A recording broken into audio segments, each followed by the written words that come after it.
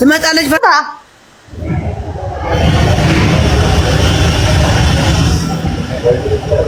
بسلام دي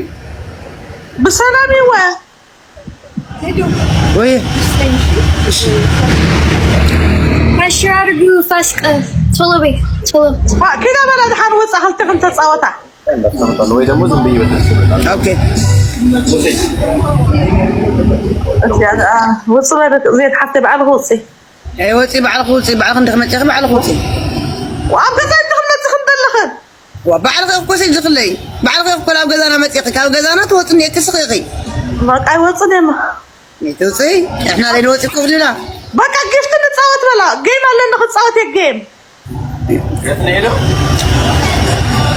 هاي خل تقطع الناس وانت ديزي تقطعك متاكيد يا اخي كده بدي وصيا اخذت وصلنا نقولنا وصلنا بركه السلام لا تقول يا ترى تصدي الله هم قال عينت وصل عزيز وصي حدقي مريم بقدم يطرق اقيم طنيقي مونيكا حدقي انس للفوريك للفوتيك وصي اي وصي لك لو صيق ما تخني وصي وصي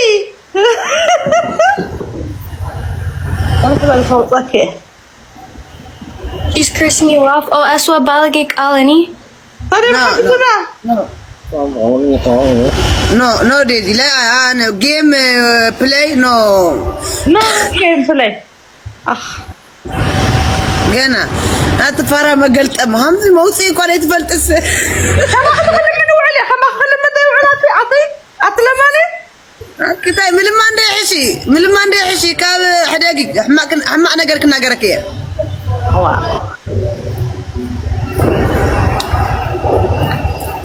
أبي ما الحاسة تنقع له حداقي وصل الحرام فيه أيوة طي ما قلت أنفارا سخة خلص ولا اسمرا يدخلني بلوك يا خلصك ولا سبو أيوة بلوك غيري ولا أيوة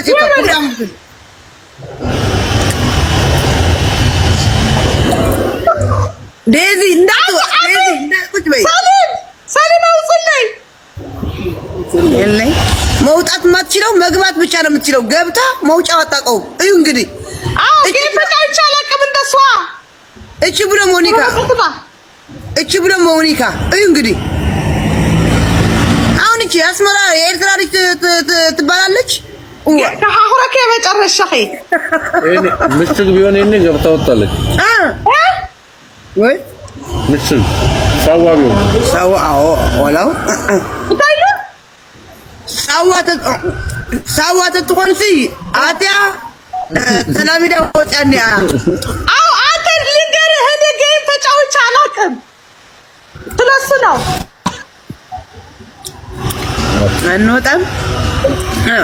አንወጣም እዚህ ከስንት ዓመት ትግል በኋላ ቆሞ አዩት ኤርትራ ሀገር ስትሆን ጌታቸው ሀገር ስትሆን ትግራይ ቆሞ ማየት አለበት እንዲህ ያዋረዳት ትግራይ እንዲህ ያዋረደው የትግራይ ሰራዊት እንዲህ ያዋረደው የትግራይ ትግል ቆሞ እንደ ቢተወደድ አስፋ ወልደ ሚካኤል ትግራይ ሀገር ስትሆን ማየት ፈልጋለሁ ጤና ሰጥቶት የምሬ ነው በጣም ምኞታችን ጥሩ ነው ማለት ነውና ክህደት አለ በነገራችን ላይ ክህደት ሁሌ ክህደት አለ መዝጊያችን አንድ ኢንትረስቲንግ ነገር የተስፋዬ ወልደ ስላሴ ደህንነት አባል የነበረ ከሱ ጋር ይሰራ ነበር አንድ ሰው ላስተዋውቃችሁ ተስፋዬ ወልደ ስላሴ ማያውቀው ሰው አለ ያው ኢህአዴግ ገብቶ ያሰረውና ወዲያው ከእስር ቤት እንደወጣ ነው የሞተው እና የባሻ ገብረ ማርያም ልጅ ኤርትራዊ ነው የባሻ ገብረ ማርያም ልጅ ተክለ ገብረ ማርያም ተክለ አደን ይባላል በኒክ ነው ተክለ አደን 1973 ዓመተ ምህረት ያው ጀባ ያዱ ኻላ ምናምን ይዞት ነበር በታችን አካባቢ እና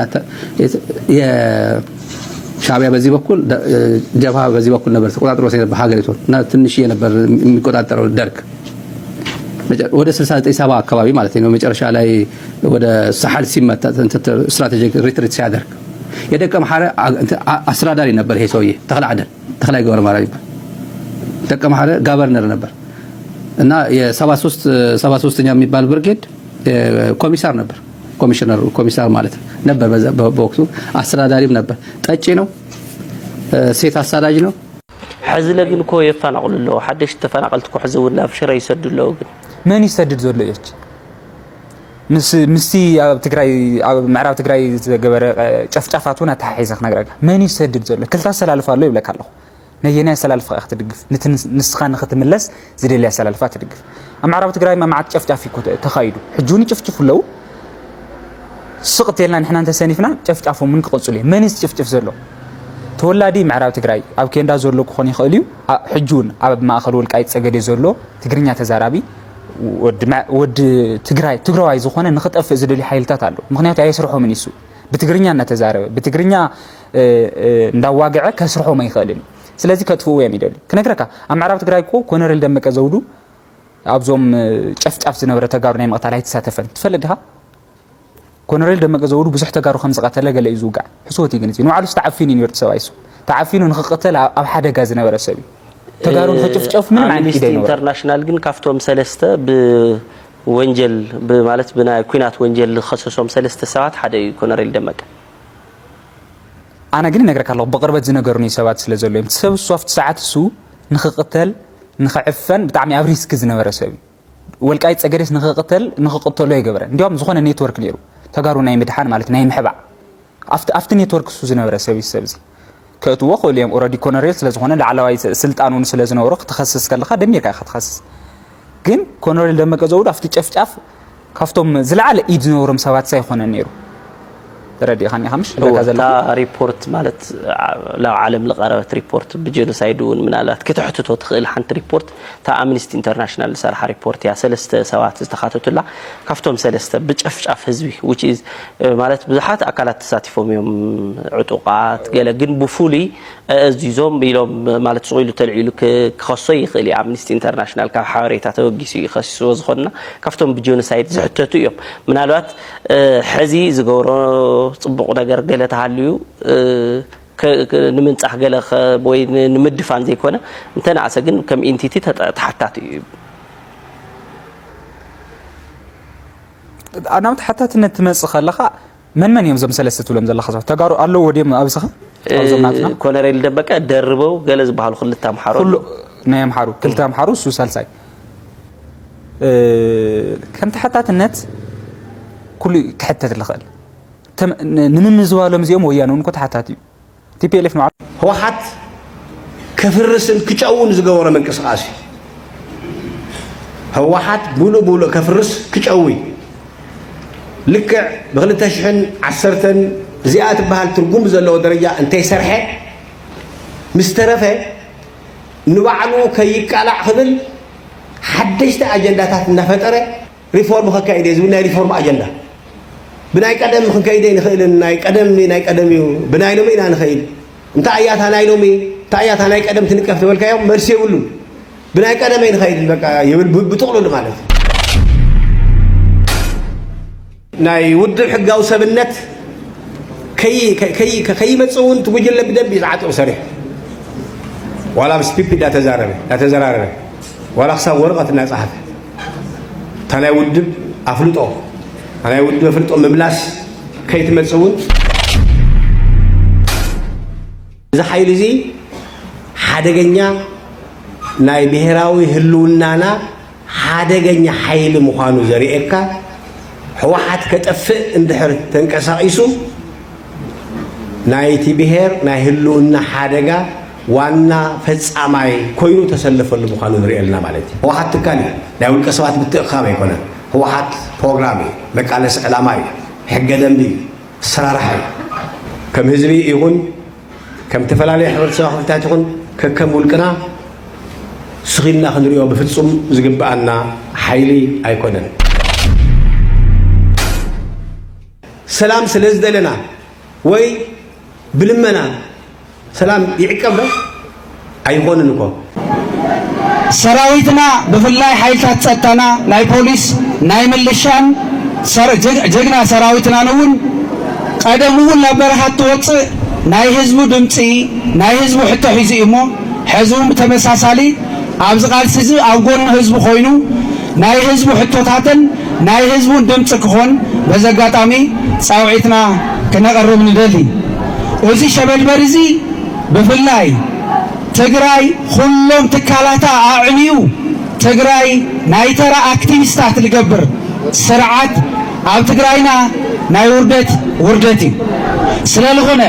ርክባትና ምስ ህዝቢ ኤርትራ ይኹን ካልኦት ጎረባብቲ ህዝብታት ኣምሓራ ኣገውን ዓፋርን ኣብ ናይ ሓባር ናይ ህዝቢ ረብሓ ማእኸል ዝገበረ ክኸውን ይግባእ ድማ ንብል እዚ ናይ ህዝቢ ድሌት ተመሳሳሊ እዩ ናይ ህዝቢ ኤርትራን ናይ ህዝቢ ትግራይን ድሌት ኣብ መስከረም ሓደ ኣብ ዛላንበሳ ዝረአናዮ እዩ ኩሉ ብስምዒት ዝተሓዋወሰሉ ኩነታት እዩ እሱ እዩ ትክክለኛ ድሌት ናይ ህዝብታት እዚ ድሌት እዚ ዝርክብ እዚ ዓንዳሪ ጉጅለ እዚ እንትደሊ ዝኽፈት እንትጸልእ ድማ ልዕፆ ክኸውን ኣይግባእን ኣብ መትከል ተመስረተ ረኽቢ ንሕና እውን ከም ህዝቢ ንድግፍ ንጊዜያዊ ምሕዳር ዘዳኽምን ንትግራይ ዓምዲ ዘስእንን ኣካይዳ ግን ፈጺምና ንቃወም ልዕሊ ኩሉ ኣብ ደገ ዝርከብ ዲያስፖራና ዲፕሎማትስ ብፍላይ ድማ ፈታዊ ለውጢ ዝኾነ ሓይሊ ኣብ ጎንና ክስለፍ እናሓተትና ናይ ፌደራል መንግስቲ እውን ጊዜያዊ ምምሕዳር ትግራይ ውፅኢት ናይ ፕሪቶሪያ ምዃኑ ርዱእ ብምግባር እዚ ክጥንክርን ብፍላይ ድማ እዚ ዓንዳሪ ጉጅለ እዚ ከም ድላይ ልንቀሳቀሰላን ልዕንድረላን ትግራይን ህዝብን ከይህሉ ብትኹረት ክከታተልን ኣብ መፍትሒታቱ ድማ ሕግን ስርዓትን መሰረት ገይሩ ክቐርብን ክድግፍን በዚ ኣጋጣሚ እዚ ንፅውዕ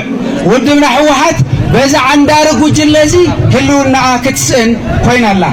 እዚ ዓንዳሪ ጉጅለ እዚ ሕግን ስርዓትን በቲኹ ኣብ ፕሪቶሪያ ዝነበረ ስምምዕነት እውን ናብ ጎኒ ገዲፉ እቲ ንነዊሕ ግዜ መስዋዕትነት እናተኸፈለሉ ኣብ ኢትዮጵያ ኣብ ትግራይ ጥራሕ እንተይኮነስ ኣብ ኢትዮጵያ እውን ዓብዪ ታሪክ ዘለዎ ውድብ ሕወሓት ብሰንኪ እዚ